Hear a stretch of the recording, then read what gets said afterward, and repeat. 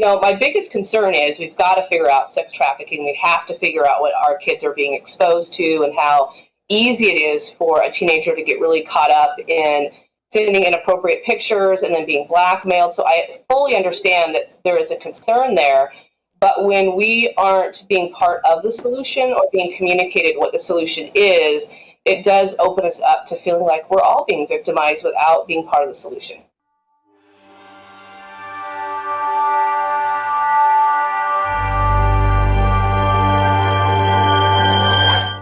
I'm Christy Lee, and today we're talking some tech. We're talking to Gena Peth, who I would like to think is an internet expert, if you will. She's in socio-technology training and family communication, a coach, and works with parents and counselors on setting boundaries and really informing what the dangers of the internet can be. So welcome in, Gena Peth. How are you? Hi, I'm doing great. Thank you for having me. Did I miss anything in talking about what it is you do? I know it's extensive what you do. Yeah, no, I think my main goal is just to bring a lot of more awareness and how the internet's impacting our families. I think you covered it. I think there's a lot of, we know that this is a problem. We know that there's dangers on the internet, but as parents, we might have maybe be looking at it with rose-colored glasses, if you will. We feel like it's not our kid. Things can't be too nefarious going on with my kid. What are you seeing that is like the biggest shocks to parents, or the biggest shocks that have come out in just digging a little bit deeper? Yeah, so I would say that every day I'm reading posts on different social media groups that I'm in that parents are shocked on a daily basis of what their kids are being exposed to online, whether it's through a gaming app or what they're exposing of themselves online to other people that they know. And it's shocking because these are good kids. This isn't about kids being bad kids. These are good kids that are just getting caught up in it without having the proper boundaries. These tools that they're given are created for adults. Social media is for adults. It's all adult content. And yet kids are kind of getting the bad rap of being bad kids for getting online and maybe doing something inappropriate, but they're utilizing adult tools, and we need to put the right boundaries around that. Many of us think that we have boundaries because we think that, oh, my kid's not on their phone or on the internet too often, and oh, I have safeguards, I have installed software on my phone. What are some things that we as parents, you're finding, don't know enough about? Sure. I would say that one of the things that a lot of parents don't realize is that a lot of teenagers have a third device, have another device that isn't being tracked. And where we as parents need to be responsible is when we upgrade our phones or upgrade our children's phones, we need to make sure we know where that other phone's going, because they can get sold or given to other people. And then children are using those phones and devices to access the internet without getting the provisions of the boundaries that parents are putting on. The other thing is there's actual websites that you can use kind of as a proxy. So you go to these websites and you can do searches, you can look at things on the internet that aren't going to be tracked through the current methods that parents are aware of how to track. So there's a variety of different things. Kids can load a VPN on their device and bypass your tracking device, systems that you have in place through your Wi-Fi or your router. There's all kinds of things.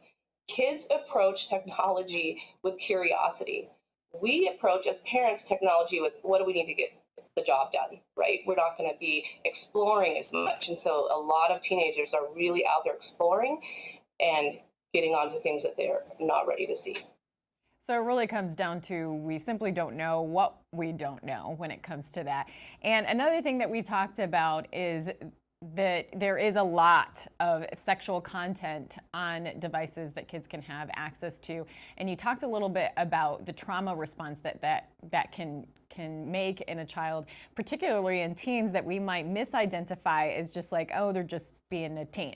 So can you explain that a little bit? Yeah, so there's a variety of trauma responses that teenagers will experience. So sometimes it'll happen as they just will even have their body kind of shutting down. Their autoimmune system can be affected. Their emotional response can be affected. And what parents might be thinking is just kind of a moody teenager is they might miss the fact that there's some depression going on, or they have witnessed some things that they don't know how to internalize or talk about. And sometimes teenagers know they're not supposed to go on certain sites or look at certain things online. They get exposed to it and they don't know they can go to their parent and talk through some of those things. And what we also know is that this isn't just about teenagers. So this is affecting children as young as 8 to 10 years old are being exposed to things like pornography. And it's not just pornography like we would think back in the day through a magazine. This is really hardcore, violent pornography that is causing a trauma response. And we know that at that age, a lot of what happens is they act out, they try to imitate what they see to make sense of it if they don't have a proper avenue of processing what they witnessed.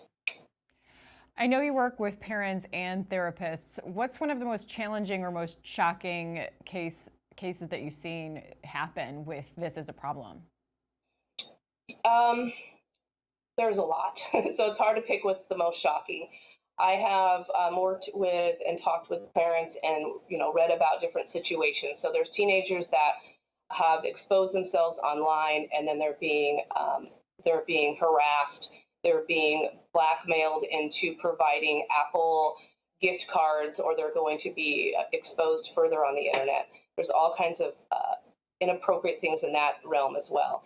Then you have the cases where kids are being exposed to ISIS videos, where they're death type videos that they're being sent through Instagram.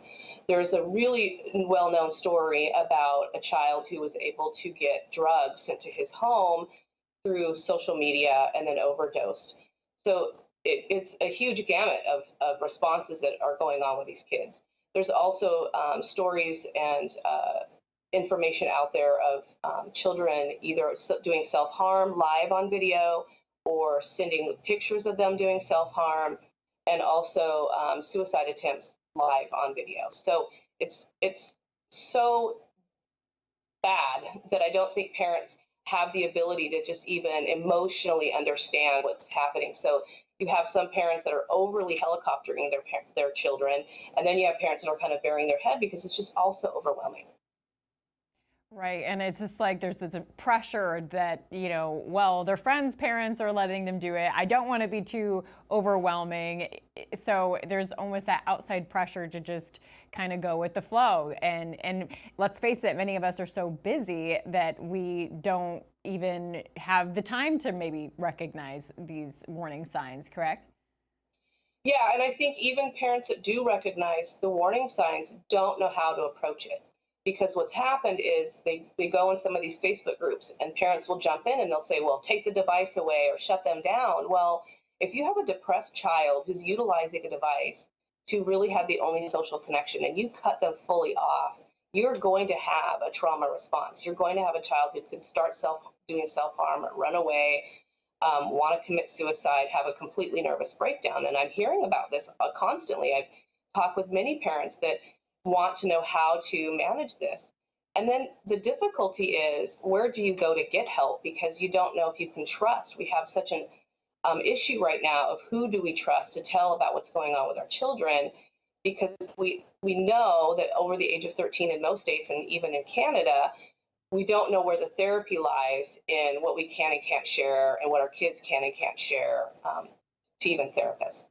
That was also enlightening because you work with therapists. They have kind of given you the heads up. Look, there's a lot that we can't even share with parents about the children that we're working with. I found that really shocking. I tend to think of my 13-year-old that just turned 14, still very much as being a child, and to read that there's numerous things that she can do without my permission. Was that shocking to you? Do you find that some therapists are taking advantage of the increasing rights that our children are given over parents? It is shocking to me, and I have my own personal story of why it's so shocking to me. So I have had children who have really suffered emotional and some mental type issues because of technology, and trying to seek care for them, they at times were able to deny treatment. And that can be really difficult as a parent because you can't force them into treatment in some states. And I don't necessarily want to say that therapists are taking advantage, because I think a lot of therapists are really trying to understand where the lines are. It's very blurry. It's giving teenagers too much authority over their mental and emotional health and their physical health than they're really capable of. So they're being exposed to adult content on adult devices, and then we are asking them to make clear decisions on what's best for them mentally and emotionally. I know that this has been increasingly shocking to me, just again, how much a 13-year-old has rights over what they decide that can be long lasting, life changing circumstances. I mean, I know that just digging into this just a tiny bit, a 13-year-old can get hormone treatments, can, didn't you tell me, get an abortion with no parental consent? You want to talk about that a little bit? Yeah, so there are cases out there that we know of doing my research that there are children that are actually getting abortions without their parental consent. And we also know that, the original intent for this was to protect the kids because sometimes parents can be abusive or not know how to manage these situations. So again, there's always the good and the bad and the balance of all of this information. But what's happening is if a child goes in and does have an abortion, then, and there's any ramifications for that medically, then the parent is then legally responsible to make sure that the child is getting the proper treatment for the medical ramifications.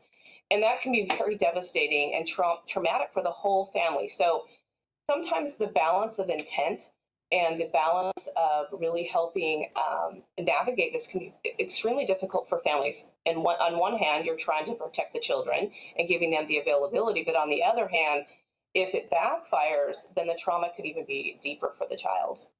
So I've noticed that even with school field trips, you have to sign a permission slip for them to take a bus to a local museum, let's say. But under the current laws in many of our states, they can go have an abortion. If they were to like hemorrhage or have a medical emergency, that's when I, as the parent, would find out about it and then have to be financially responsible for fixing the error or trying to save my child's life that I didn't even know went in for something like that? Yeah, and I think where the lines really get blurred is that they aren't including the parents because the child has the right to say no, they don't want their parent included. And so even those that want to include the parents, so let's say this isn't about the therapist trying to take authority, but they don't have legally the rights to call the parent. They can encourage the child to tell the parent, but if it doesn't happen, then here lies the problem is that they have a little bit more rights than the parent at that point in time.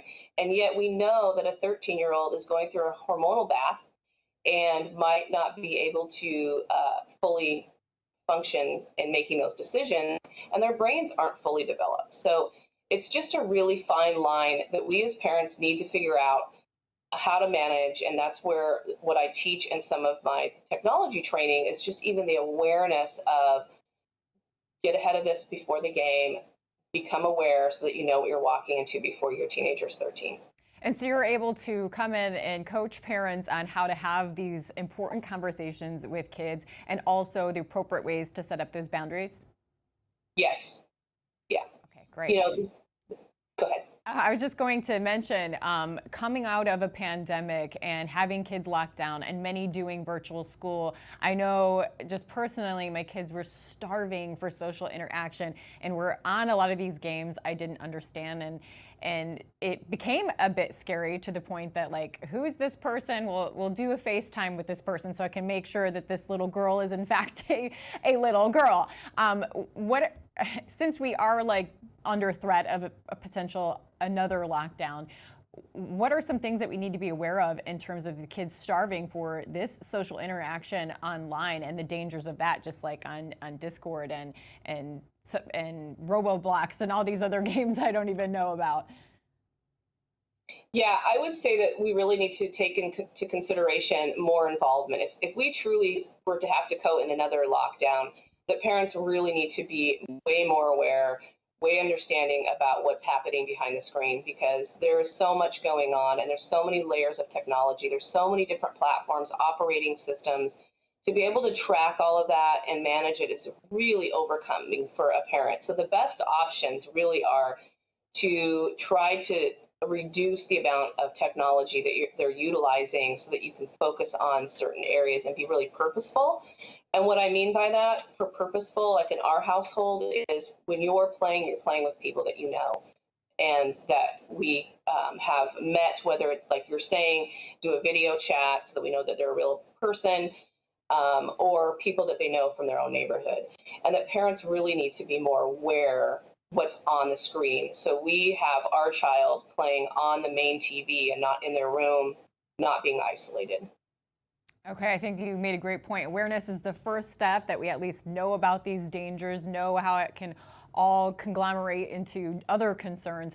And the best way to do that is to get advice from somebody who knows, like yourself. And there are several ways to reach out for you, and we'll include those. But give me an example of how this works. A parent reaches out to you and they say, I need some help. I want to know what I don't know. Where do I even start? Sure. What I do is I walk them through a framework that I've developed. And so first, it's really about bringing in the awareness of what's going on and then helping them understand the impact that that's causing in their child's life and in their own life. And then we talk about technical strategies. So all the way from the router, how to set up your router, how to set up your device settings, app settings, all of that. I'm very savvy in what we need to be doing there. And then there are technology solutions out there that help. There's Bark, which is a platform that you can software that you can add onto your devices that can help with an alert system that helps you know if your child is talking about self-harm or there's some sexual content in their conversations. But again, that only is available on certain platforms and with certain social media accounts. So it's really helping them be able to set age-appropriate boundaries on these adult devices and adult platforms that they're on. All right, Gena, there's so many elements to this conversation, but it's important that we as parents at least get the conversation started. Thank you for joining me today, and I'll make sure that I put all your links and how parents can contact you in the description. Thank you, Gena. Thank you so much.